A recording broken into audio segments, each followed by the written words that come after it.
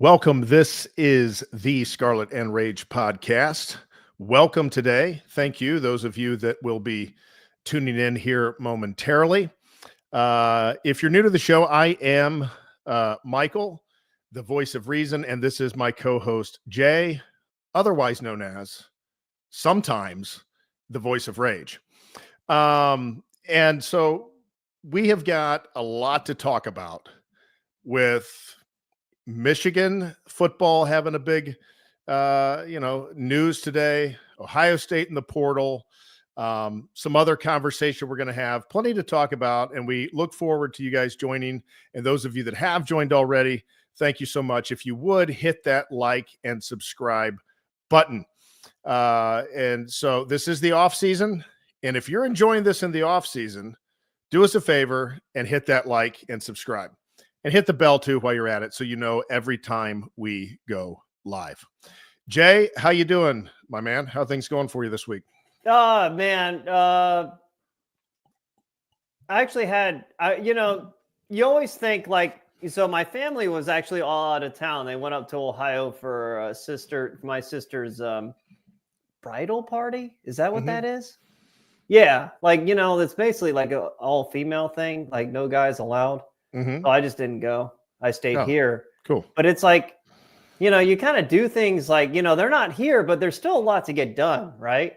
Mm-hmm. So it's like I wasn't like chilling outside of maybe like after like 10 o'clock at night, I would sit and I watched a movie, I think Friday night. And Saturday I went out with some friends, but that's it, dude. I didn't really do jack. I didn't do anything. I just really just kind of like was just cleaning the house, getting stuff done, so many other things. But Michael, man, you seem to have a lot of energy, my friend. Like, what's up, man? Like, do you have any news for us, or like what's going on over there? Yeah, I am pretty energetic today. It's been a rough, it's really been kind of a rough year. As many of you know, a divorce was finalized on my side. And that was not a fun process, a process you never want to go through. So any young men, be very careful and be very discerning before you make that commitment, because it can cause a lot of problems. And so I've been going through that, been transitioning to a new company and learning all new everything. As far as, my job has stayed the same, but all the mechanics of it are totally new, and it's stinks. And so that has been a drag.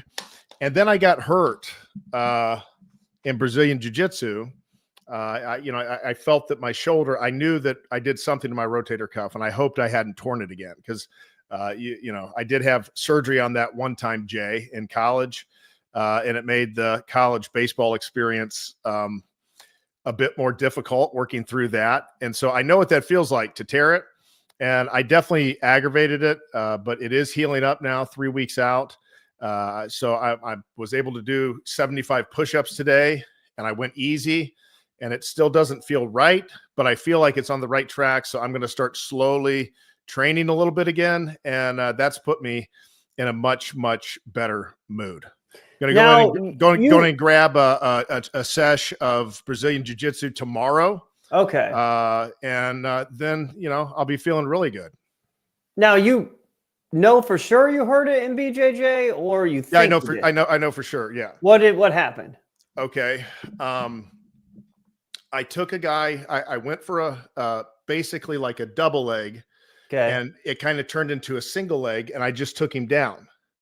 And so we were in the gi, and I took his pant leg, and I forced him around this way, and I dropped down into side control. And he was a big guy, probably 200 pounds, 210 pounds, not quite as big as me, but he was violently pushing towards me, trying not to be flattened out in side control, because he was a pretty low skill guy. So he wanted to use his size and smash on top, because that's the only way he had success. So he did not want me to turn him to side control. Well, I got frustrated, and instead of being patient, I muscled him into side control. And when I pushed his leg this way with my shoulder, I could feel a twinge, but my adrenaline was going enough that it didn't bother me at that time. I just kept, I got the guy actually in side control, and then I got him up in a kezakatami, and then I got him in an armbar from there. Just a basic little armbar from the kezakatami I position. see. Did Yeah. you have it under your arm? Yeah. As I figured. Yeah. Man, that's interesting. Yeah. And then man, the next day I could barely raise my shoulder, and I knew I'd done something pretty good there. And so I'm going to go in and do drills and anybody that will flow roll. If you're not going to flow roll with me, get away from me right now, because because I just want to move and get my shoulder healthy. So if you want to do this, BS of I'm going to see if I can take you and we're both going to be going full go. No, I'm not doing that right now. So my ego is in check enough now at 43 years old that I can look at a 32-year-old guy who's 235 pounds and fights in super fights, in the area. And I can say, man, today's just not the day. Like I don't want to roll unless you're wanting to flow roll. If you want to flow roll, we can go, but I don't want to do. And so I can do that now. I couldn't do that as a 35-year-old. I would just give everything I could for the challenge, even as a 36, 37-year-old. But as I hit 38, that style of jiu-jitsu just didn't work with my body anymore. And I haven't been able to stay healthy since then in Brazilian jiu-jitsu. And I'm having to learn a whole new style. I'm having to learn to do jiu-jitsu differently, more technically. And I'm looking forward to the journey. Yeah, I've been, I feel like I've been making that transition in the last 6 months. Mm-hmm. Last 6 months, I'm been pulling guard and stuff. But again, this is not really a BJJ episode. We're going to do some mixed martial arts stuff. But Michael, man, I have a question before we get into the meat of this show. And the question is, do you like Star Wars? I do. You do like Star Wars. Okay. I was a big Star Wars fan. Oh, well, great. But the reason I ask is, it's blowing up on, social media. Well, obviously there was the May the 4th, which was yesterday. And today is Revenge of the 5th. And then I think, is there something for 6th? I don't know. It's I don't know. I don't know. But I know May the 4th be with you and Revenge of the 5th. Yeah. May the 4th. Yeah. May the 4th. May the 4th be with you. Yeah, man. I mean, I guess, I'll give you my thoughts and opinions, but here in a moment. But man, what were your thoughts of Star Wars? I don't think you were even old enough to watch any of the original. I saw Return of the Jedi in the movie theater. I was about 6 weeks shy of being 2 years old when Return of the Jedi first. Do you remember this? I have a very vague memory of sitting in a very dark room and being insanely excited. And I think only because I was that excited that some type of fragmental memory was burned in my brain about that. But very small fragments. I remember being in that movie theater and how exciting it was. And then in the years after that, I watched Star Wars like a madman. I just loop them, New Hope, Empire Strikes Back, Return of the Jedi, and just dying for something new to come out. Like, why did it have to stop? Why couldn't it have continued? For years I wanted to know what would have happened next, and I read books and etc. And then Disney took over, and I'm not going to get into that, but to be honest with you, they just kind of killed it for me. And I'm going to sum it up with this, because we could do hours and hours of Star Wars nerdy stuff. And I hope this is okay. This is the off season and there's just not that much to talk about, frankly, guys. But we still like to come and, hang out with you on Monday night. But we're going to get to some football stuff in a minute, but a lot of people like Star Wars. So hopefully some of you do. And, Disney. I think a lot of our audience likes Star Wars. Okay, cool. Yes. So, but Jay, here's the thing. I'll sum it up with this. Okay. As a boy who was not quite 2 years old and saw Luke Skywalker in final Jedi form in Return of the Jedi. And then I watched those movies for years because there was nothing else to watch. I wanted to see Luke at the next level. I wanted to see fully mature Luke, blasting the Force at full level. And when Disney bought it, I thought that we would see that. I thought, yeah, they're going to give everybody that, because that's what everybody in my generation wants. That's what all, like, at least my kind of males. I mean, that's what we want. And there's a lot of males out there. That's what they wanted. They wanted to see Luke in full form. And Disney stole it from us. I mean, they just tanked it. It was a travesty. And when they did that, like the whole Disney thing just kind of died to me.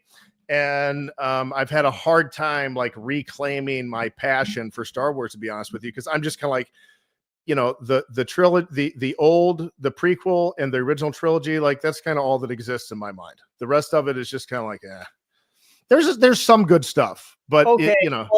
Well, man, I feel like, dude, we could go down this fucking rabbit hole. And yeah, they did turn Luke into a bitch, man. Now here's the thing. If you haven't ever checked out Nerdrotic, it's probably my favorite, like, comic book, like, fictional, like, podcast. And he really talks about what he's like, a very much a right-wing independent, I wouldn't call him an independent. He's, I mean, he is an independent, but like, he definitely has conservative views, but he always breaks down like the travesty that the PC culture has destroyed, like movies and stuff. Like, he called, again, there's Star Wars, and then there's Disney Star Wars. There's Marvel movies, and then there's Disney's Marvel movies, and, stuff like that. He calls it Disney Star Wars. But I guess, it's been like kind of weird lately that people, because of that, I just find it odd that people are ripping on like Revenge of the Sith that came out 20 years ago, and I don't know why. But I have a question for you, Michael. It was a great movie. I mean, it was a good movie. Okay, well, I know I'm putting you on the spot, but like, of like the 9, this is my wheelhouse, Jay. If you're in Revenge of the Sith and this is my wheelhouse. Go ahead, pitch it okay, up. well, what were your favorite? Like, what was your favorite Star Wars movie, or would you give like your top 3? Can you give me a top 3 starting with like 3 to 1 or anything like that? I don't know. Yeah, my favorite was probably Empire Strikes Back. Okay. My second was Return of the Jedi. I know it gets hate for various reasons, but I really liked it. My third would be Revenge of the Sith. And my fourth would be A New Hope. My fifth would be Clone Wars. And then dead last would be Phantom Menace. It was okay, but it's last, in my opinion, or at least in my book. So you're not even going to like throw out like the new trilogy at all? No, they don't count. Okay. Okay. Yeah. Well, I'll rank. I'm looking at a list right now, and I'll rank. I'll rank the. If you want the new trilogy, I'll give it like this. Number 7 would be The Last Jedi. You mean? No. Oh yeah, The Force Awakens. Number 7 would probably be The Force Awakens. Yeah, it is. Number 8 would be whatever that last one was. Rise of Skywalker, and then number 9 would be The Last Jedi, which is because the worst it just destroyed movie Luke, in right? the history of movies. There was a probably $1 trillion softball sitting on a tee, and all the guy had to do was just hit it, and he purposely screwed it up. He purposely, through his agenda to let white males know just how insignificant they are. Which he is one, by the way, which is odd. But anyhow, he wanted to subvert our expectations, and that was his whole intention and his goal. I didn't think that Rey was a bad. I didn't think that she had to be a bad character. I think they made her a bad character. There was nothing the poor actress could do. They made her a bad character. And so men hated that character, not because it was a female, but because the character sucked. It was a poorly written character. They make you believe that untrained females can master the Force in the span of a week and be, untrained and, beating Kylo Ren. And I don't know, man. I don't remember much about that. The last trilogy, but if I were to rank the movies off the top of my head, I think the very bottom, the worst of the worst, I would probably say, honestly, dude, I really thought The Rise of Skywalker was so fucking bad. And then, honestly, The Force Awakens and The Last Jedi, you can mix and match those. They're both equally really, really, really fucking bad. And then now we're moving into the actual Star Wars, in my opinion. Star Wars should have ended in 2005. Everything since then has been absolute fucking trash. Outside of the Mandalorian's first 2 seasons, that was good. That was actually really good. But outside of that, it's been absolute fucking trash. So at number 6, I am going to go with, strangely enough, Michael, I think I'm going to go with Return of the Jedi.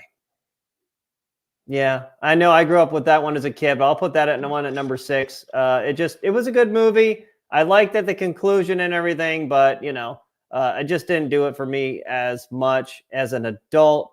At number 5, I would go probably Attack of the Clones, just because the fight scenes weren't great in it. At number 4, I will put The Phantom Menace. At number 3, I will put At number 3, I'll put The Empire Strikes Back. Number 2 is A New Hope, because I think The New Hope is actually the best of the prequel, or of the original series, in my opinion. And then number 1 is Revenge of the Sith, and it is just one of my not just my favorite Star Wars movie, but that is one of my favorite movies of all time. Every now and then I'll have to go back and watch like YouTube clips of Revenge of the Sith. Hell, I was showing my son today because it was Revenge of the Fifth Day, and it's honestly so amazing. Once Order 66 went through, it just was like absolute amazing. It was like, the pinnacle of Yoda versus Palpatine and Anakin versus Obi-Wan. Nothing will ever top that in Star Wars. I don't think anything ever will. That's when the Jedi and the Sith were really at their most powerful, at least in these movies. So, yeah. So that's what I have there. Michael, let's get into some football, shall we? Let's do it, Jay. Michael, as we all know, the Michigan Wolverines have suspended Sharon Moore for 2 games this year. 2 games.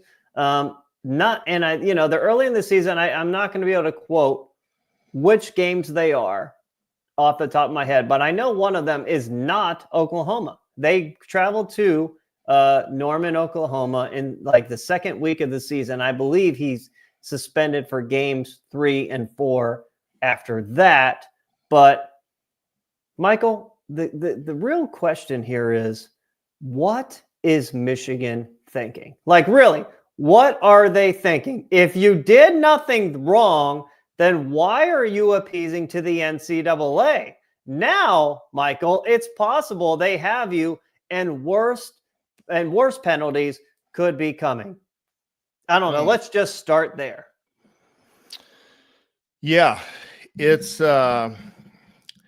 definitely is a change of posture there at Michigan, Jay. Previously they seemed defiant. They seemed that, they were right, that nothing had been done wrong. And now this suspending of Moore seems to cast a different light on that. And it'll be very interesting to see where this goes, because all along, Jay, I have been a skeptic of the Michigan scandal. All along, to the dismay and to the chagrin of so many Buckeye fans out there. And I'm not exaggerating when I say definitely hundreds of Buckeye fans, maybe thousands of Buckeye fans gave me hate for saying we need to shut up about the Michigan thing. It's not that big of a deal. They won the national championship. They beat us 3 years in a row. Now 4, right? But at the time they beat us 3 years in a row. Like, move on. Like, just let them have it. They won the national championship. Give them credit. They ran a gauntlet. They earned it. They weren't cheating down the stretch of that national championship run because everybody was on it at that point. And they didn't play anybody the first part of that season that was going to beat them no matter what they were doing. cheating or not cheating. It didn't matter in those games. They were going to kill all of those teams. And so, you know, and that part still holds true. That part still holds true, is that they should keep the national championship, I believe. I really do, because the team won it on the field. Any thinking person can see those teams they played up, you know, early in the season, that they were slaughtering. It didn't matter if they had the signals during those games. They were going to kill those teams. All the teams that mattered, it had already been tipped off. Nobody had an excuse for Michigan to have their signs, and Michigan beat everybody. And so they deserved that national championship. However, most people are not going to delineate that. They're just going to say the whole thing was a big cheat and Michigan deserves it, you know, to be taken away. Or that's what the Buckeye fans are going to say. I don't believe that. I don't think they deserve the national championship to be taken away. Now, if you want to go back and litigate games in 2022 or 2021 and you know, decide whether some of those wins should be vacated, okay, fine. But I mean, what good does that do? What does that matter? Like what you know, what are you really accomplishing by that? Nothing.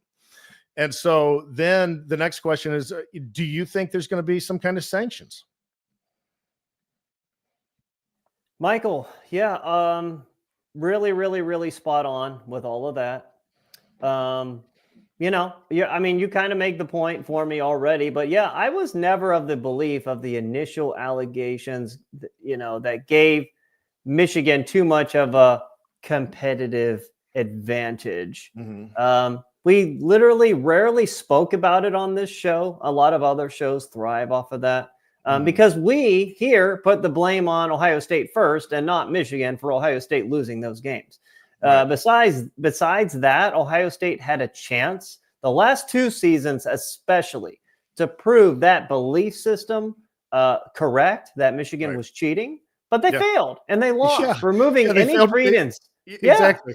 Yeah, they failed miserably. Yeah, that extra film like added to it. So it's like, I don't know. It's like that really kind of like removes Michigan of any like suspicion, right?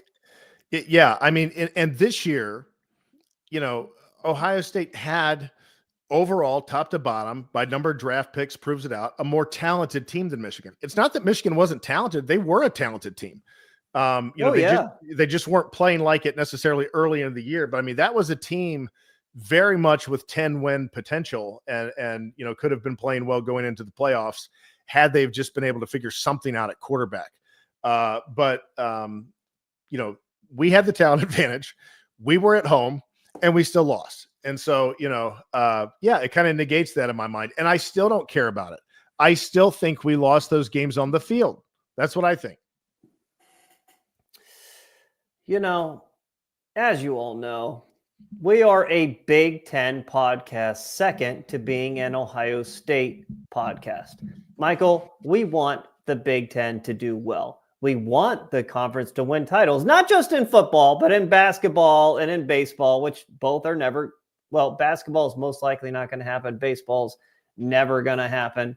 You know, we want teams like Michigan to be the best they can be the victors valiant, hail to the victors, all of that. And this is not helping them. Like, this is like, I don't know if real damage comes out of this, Michael, it could cripple them. And here's the thing, if that cripples them, that hurts our conference. And I don't want our conference to get hurt, man. I want the Big Ten to keep that title for Michigan in 2023 because it still is a Big Ten trophy. I want, you know, like, I want as many titles for our conference. If Ohio State's not going to win, I want the Big Ten to win. Simple as that. You know, I mean, if they wanted to do something like strip them of 10 scholarships for 3 years, like 30, like, you know, or 15 scholarships in 3 years, 5 scholarships a year or something, or 25 scholarships in 4 years, whatever, something like that.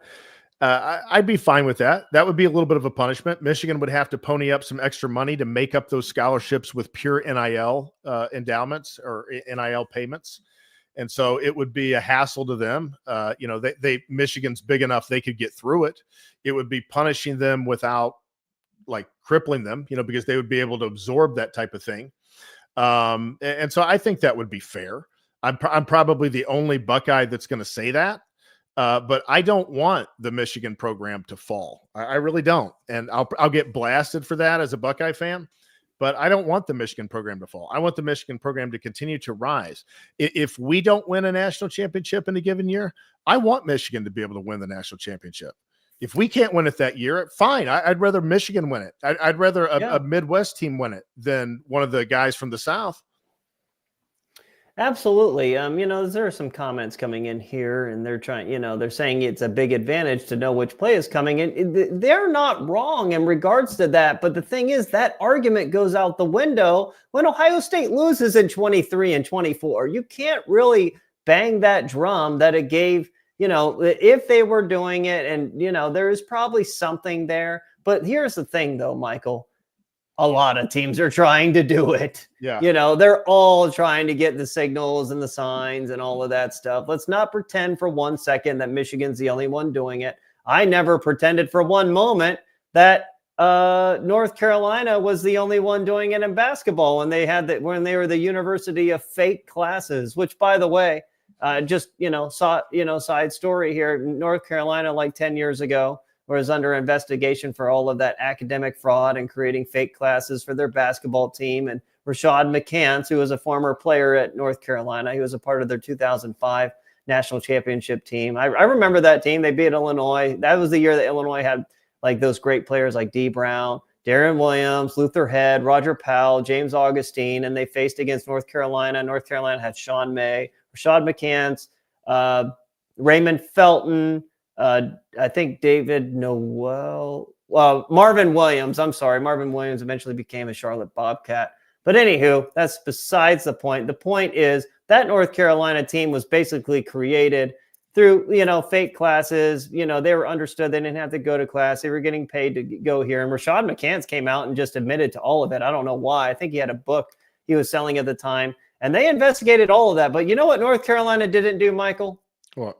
They did not help the NCAA one bit. They didn't suspend any players. They didn't suspend any coaches. They didn't forfeit anything. They fought tooth and nail, and nothing happened. Michigan, this is where you're fucking up. You don't appease the NCAA. The NCAA is not your friend. It's like if you're at a job, Michael, HR is not your friend. Like, they can act like they're your friend, but they're not. Like, they're out to get you. They're looking out for the company, right? It's similar.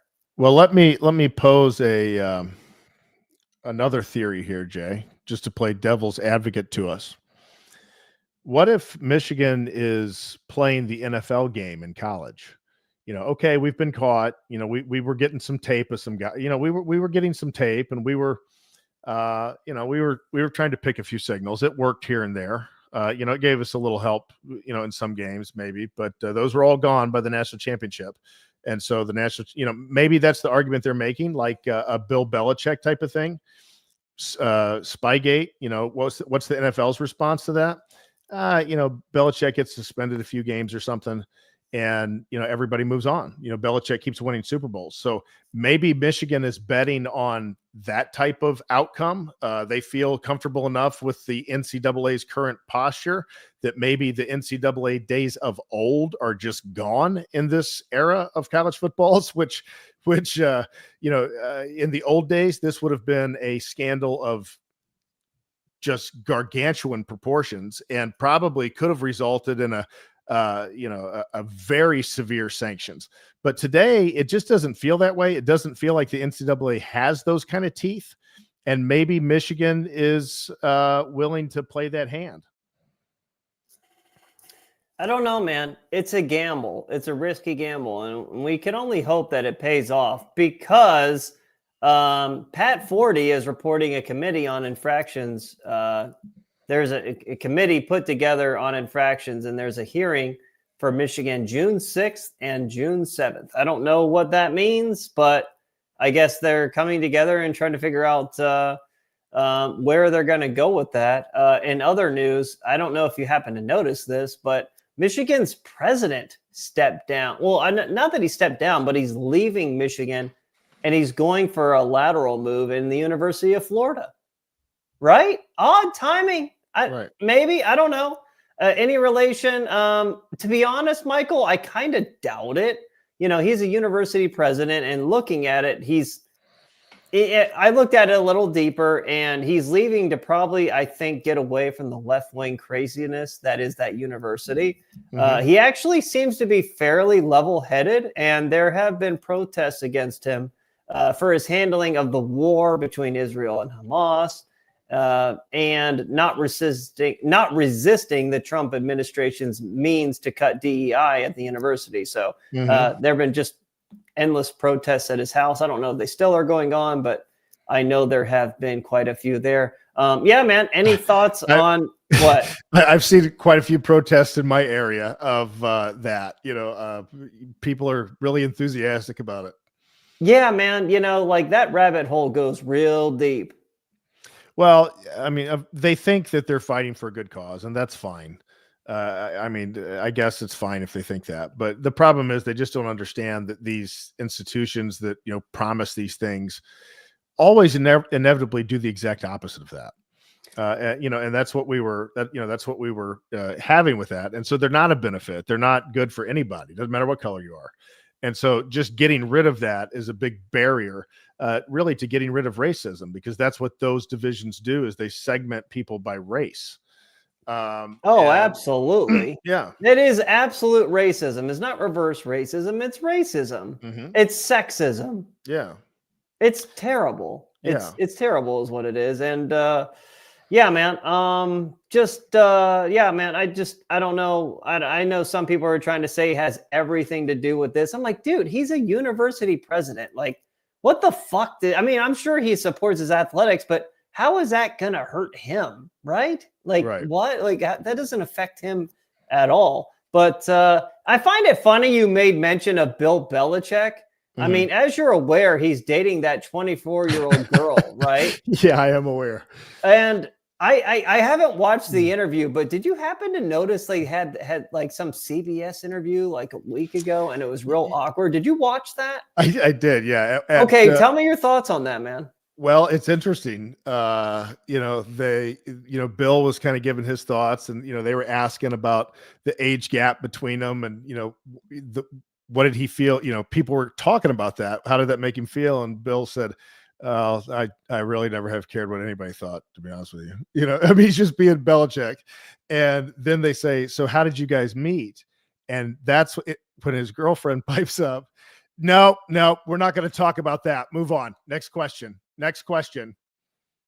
And Bill just kind of sat there and just went on with the interview, What happened to Bill Belichick, man? He, was such like kind of a cool guy and all of this stuff. And man, as time goes on, it makes you wonder, is he really like, such a tough guy? I mean, it seems that Tom Brady was the one who really orchestrated all those Super Bowls.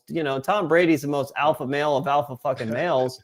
Yeah. And Bill Belichick over here is getting cucked by this stupid young bitch that just seems like evil, right? It's like this fucking 24-year-old young bitch like has Bill Belichick just wrapped around her finger and is like manipulating the shit out of him. And it's kind of evil. Like, honestly, it is. Yeah. It really is. And it's disgusting.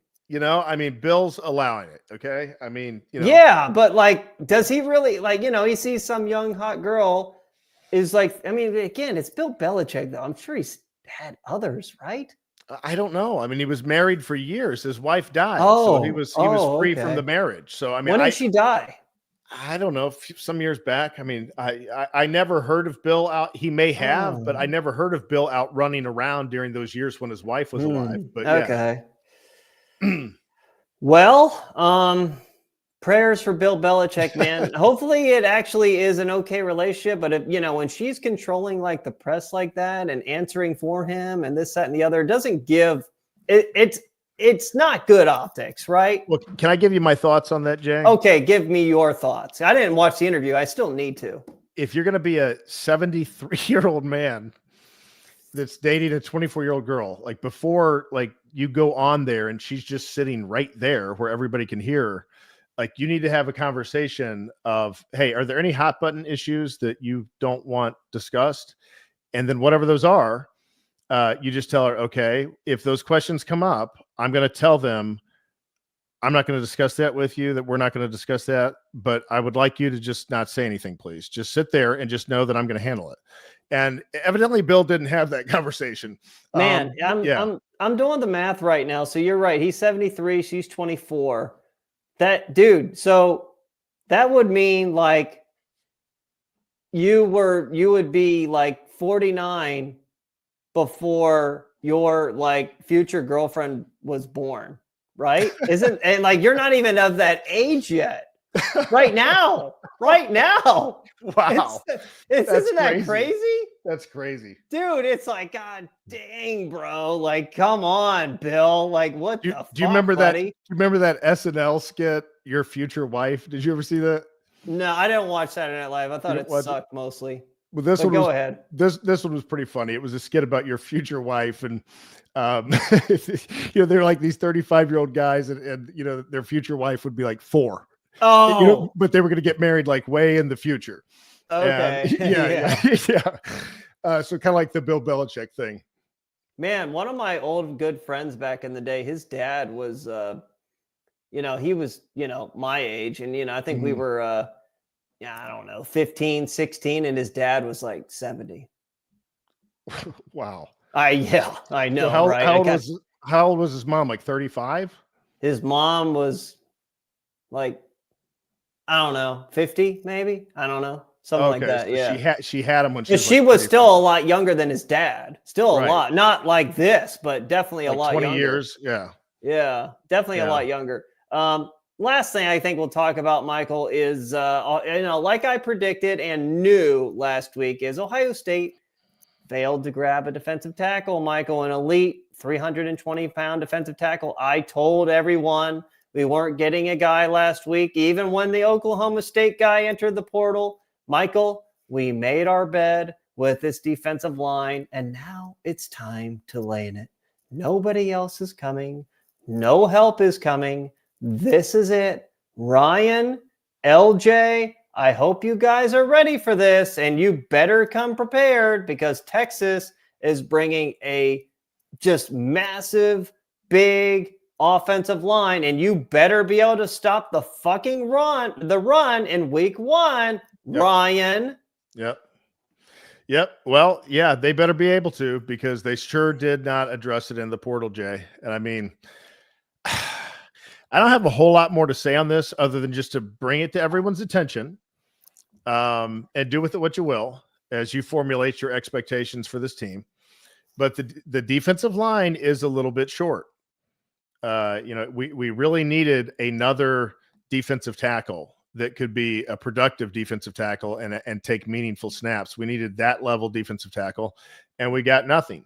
The guy from Syracuse, Texas snatched up. I guess the price was just too high. Ohio State never got in the bidding war. You heard it here. We said it the day before from a source that we had that it wasn't going to be Ohio State. It was going to be Texas or Georgia. And the next day it's Texas.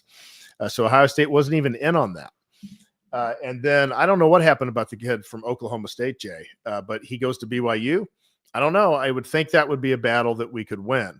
Unless we just didn't think he was any good. I don't know. No, I think he was good, and maybe Ohio State could have gone after him. But, from what I understand, he was Mormon. But, Ohio State should be able to pay a lot of money and still beat out BYU. But I don't know. I haven't paid much attention to BYU, but Yeah, the rumor is they're like going all in for, BYU. I mean, they had a good team last year. You know what I'm saying to that kid, Jay? I'm saying, I get it. You love BYU, but come to Ohio State. We're going to pay you a bunch of money now. We're going to get you in the NFL, and you're going to get a big contract then. Then you'll have a lot more money that you can pay back into your Mormon church. You can donate and do whatever you want with it. So that's the way I would try to get that kid. But, I don't know. Maybe they went after him. Maybe they didn't. Maybe they thought the Mormon faith was just too big to overcome. Who knows? But didn't get him. Ended up at BYU. That is a little weird. I'm not going to just like go crazy, like faulting them for that when it's a Mormon kid going back to a Mormon school. But he wanted multiple wives, Michael. He wanted multiple wives. That's what Mormons believe. Well, not all of them. I think most of them do. No, there's a lot that don't. I mean, I don't know. To be honest with you, I don't know the statistics of how prevalent it is still within Mormonism. It does exist, but there's many that don't practice that anymore. I don't fucking know, man. I need to go out to Utah though, and I've been out there. It's 95% Mormon, man. You see, Salt Lake City is a beautiful city, but it's all Mormon. I mean, that it's everywhere you go. It's just Mormon, Mormon, Mormon. The Mormon Church like runs that whole city. Wow. So like there are like cutoffs for alcohol there, right? Like you can't drink past a certain time. Isn't that right? Probably, yeah. I've heard about that. Like it's what is it called? It's the dry hour or something. It's like I don't know. It's definitely like you can't do it or you can't buy it like after a certain time. I don't know. Yeah. I'll say this: it's a beautifully clean city, marvelously clean city. Very impressive. It's just a very impressive, clean city. That's all you can say. Did you like Salt Lake City better or Denver? Have you been to Denver? I haven't been to Denver. Oh, okay. I've been to Denver, but I haven't been to Salt Lake City. I'm sure they're both beautiful. I am going, dude. I'm telling you, I'm going to Seattle in late September, man. It's Awesome. already, it's happening. So I guess I'll get a look at that. Hopefully, I don't get assassinated by one of those homeless people on the street. Is all I can say. Right. I don't know. We don't want that, Jay. No. We have to be able to do this show, man, because we know you all love us so much. Well, you got anything else for tonight? We did get the wide receiver from modern day, Caden Dixon. What the hell is his name? There we go. Bring the optimism Caden Dixon to close Wyatt. the show out. Caden Dixon Wyatt. I mean, wide receiver recruiting remains elite under Brian Hartline. But the problem is it's like, I'm glad that, we're hitting wide receiver recruiting great. We've been recruiting great wide receivers, but we won the title in 2024, Michael, because of the defensive line. The defensive line, like, you had Jack Sawyer, 5-star, Tui Millau, 5-star. Ty Hamilton was, not overly highly ranked, but he was, I think he was like close to 300 pounds. And then Tyleik Williams, he was one of those 330-pound nose tackles, top 150 player from the Southeast. And then Caden McDonald can rotate in.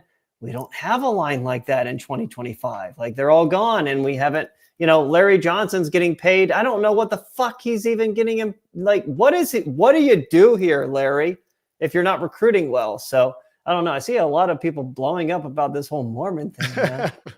Yeah. So anyhow, I'm with you there, Jay. Wide receiver recruiting, remaining elite. Yes. Defensive line recruiting, we're still lagging behind elite. We're trying to like keep up with like pretty good. And it's like, we should be able to fix that. Like that should be a fixable thing at the Ohio State University coming off of a national championship. And so if we're in this position now, there's no reason to be in this position again. Like, shore it up. You got to pay for defensive linemen. You got to get defensive linemen in the door and figure it out, because Texas is sure figuring it out. They're signing lineman after lineman. Yeah, well, again, Texas has like a $35 million roster right now, from what I understand. $35 million. Texas is upping us. We spent quite a lot. I don't know who actually spent the most, but we spent quite a lot, and it resulted in a national championship. Texas is doing it a little bit differently. They're really trying to like buy it quickly. Like, it's Texas, let's do it big, let's buy it now. Ryan Day, I'll give him credit, was very strategic with the way that he built that team, because it was I have heard from multiple non-Ohio State sports writers now that when they hung around that team this year, one of them being Josh Pate, he said it was a very unique feel. It wasn't like most of the major schools that he went to.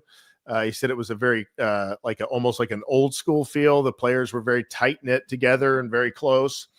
And so, being able to keep those seniors on the team and, paying those guys, and then going out and getting some very key but very high level pieces, in Will Howard, in Caleb Downs, in just some of the lineman help they got there with a couple of guys. And so in doing that, it was a great team, but they spent quite a bit of money on that team. Texas is going all in, Jay. They're trying to build a national championship team now. Fuck Texas, man. Fuck them. I really don't like Texas. You know, we have to beat them again. We cannot lose at home, man. You know what? If you're going to lose at Texas in 2026, but don't lose at fucking home in 2025.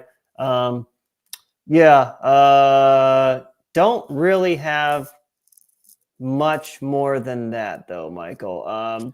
Somebody's saying like Oregon and Texas like actually spent more than us last year. Well, see, there you have it. So Ohio State was pretty efficient with it, but it seems like they're going to have to step it up a little bit, don't you think, in the defensive line department? It's too late. They can't step it up now. I know now. I'm saying moving forward, like after this year, like in recruiting. I think that's a pretty good idea. I think that's a pretty good idea. Yeah. It's like, do you want to win a championship? Yeah, you can win like most of your games against shitty Big Ten teams, but you know, if you're going to beat Texas and Alabama and Georgia and I mean, kind of Oregon, although Oregon's like recruiting, like, I don't know what's going on there. It's something. I don't know, man. Just, not much else there. Pray for Bill Belichick, man. I still like that. I don't know what to say there, man. I just like, sometimes you wonder, dude, can that guy even get it up for that? Like, is that possible? Well, Jay, the answer is yes, or he wouldn't be doing what he's doing right now. So, he wouldn't be going through all of this if the answer to that was no. Yeah. I don't know, man. Like you say, like, who knows? Maybe he just likes the odd attention in his last years. I don't know. It's crazy. Yeah. I don't know. Michael, nothing else, man. Michigan, you fucked up. I mean, that's why I'm going to leave that. Michigan fucked up too. All right. Well, thank you guys for watching. We will be back next Monday, right, Jay? Yeah, we will. Next Monday, same time. So hopefully you're getting used to the new time and the new schedule. We appreciate you tuning in, and we will see you next week. All right. Bye.